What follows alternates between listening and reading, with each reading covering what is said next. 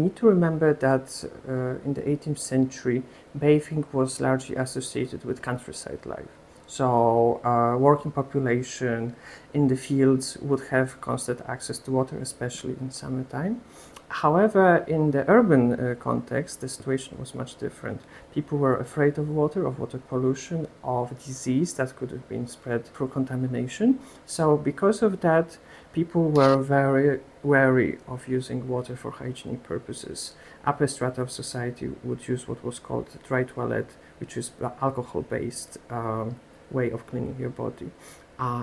For this reason, the process of reintegrating water-based solutions for hygiene purposes in the urban context was a long, vexed process in the 18th century, especially during the rise of the Industrial Revolution.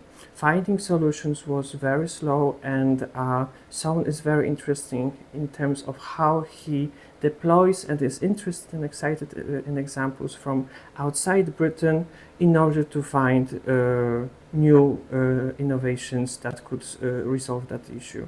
And for that reason, while in the broader scope of countryside population, bathing was very much prevalent, in the urban context it was still a matter of luxury. And when we look at bills that are surviving, even in terms of his own costs of setting up bathing structures in his own house, it was very much exceeding usual income of a single family at that time.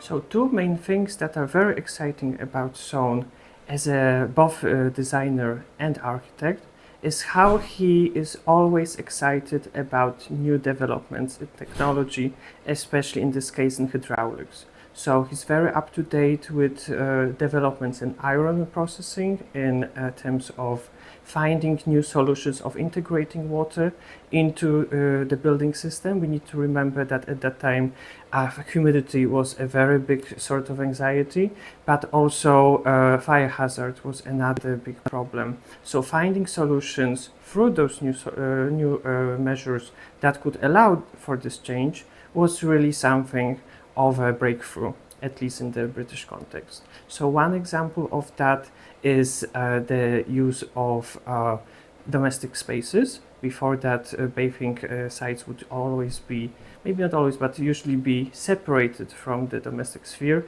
either through public bathhouses or in terms of a more aristocratic context in garden pavilions. Integrating this kind of space, which we now consider very intimate, into the domestic sphere was very unexpected and long process in the 18th century. And Soane is a great example of someone who really is invested in this process of integration, both on the level of his commissions, but also on his personal domestic sphere in Lincoln Inn Fields.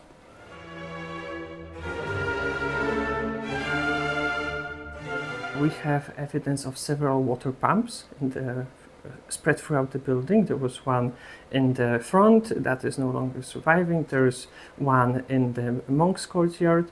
There is also several devices for the use of water within the building, including cisterns, also specifically designed bathing architecture. There was a bathing chamber in the basement, which was used either by the staff, but also it might be the case it was also used by the family. And then in 1820, a second bathing room or dressing room, depending how we call it, was added to the private apartments. And that's the one that still survives in terms of the outline and with restored furnishings being added later.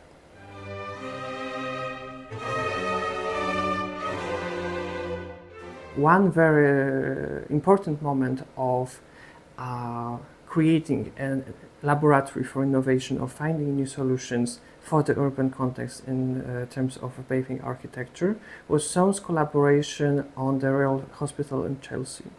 During that process, he was not only working with his design studio, but also local physicians that would share their ideas and new developments in physiology in order to refine the healing purposes of the structure of infirmary that he was responsible for. And within that process, what was very exciting to notice is how he was very much interested not only in local British solutions, but also examples that were published responding to bathing practices in India and in the Russian Empire. This is something we were able to trace through surviving correspondence. Some of those solutions became more popular, like the practice of Sadi Mohammed in Brighton. Some of them became part of a larger debate about establishing sanitary standards in the Victorian era, years after Soane's death.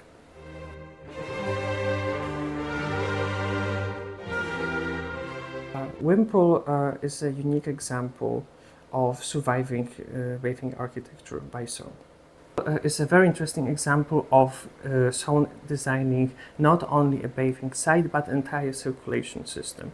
So it consists of two main components. One is the water house, which is situated outside the proper mansion in the garden, which was meant for collecting water and then distributing it through the hydraulic system, and the bathing hall proper that was situated in the former east courtyard of the residence that got roofed and furnished inside.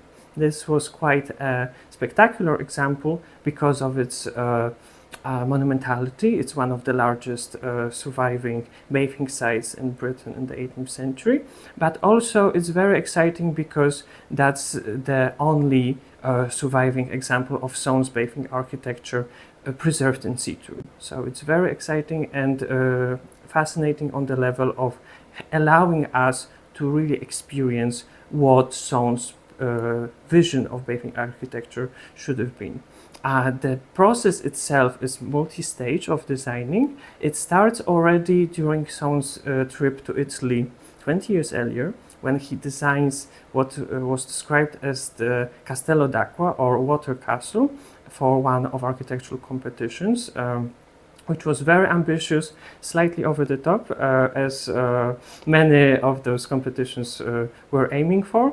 And then in a more scaled down version, the same design was used for a canine residence for the Bishop of Derry.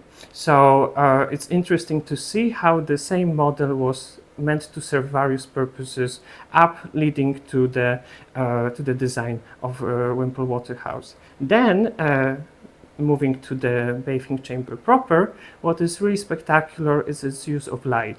A huge skylight in the ceiling allows the space to be saturated with light and adds this special atmosphere that reminds some viewers of Roman ancient baths. To make it even more spectacular, a beautiful two flights of stairs leads from an upper level down to the plunge pool proper in order to welcome visitors to have a cold bath.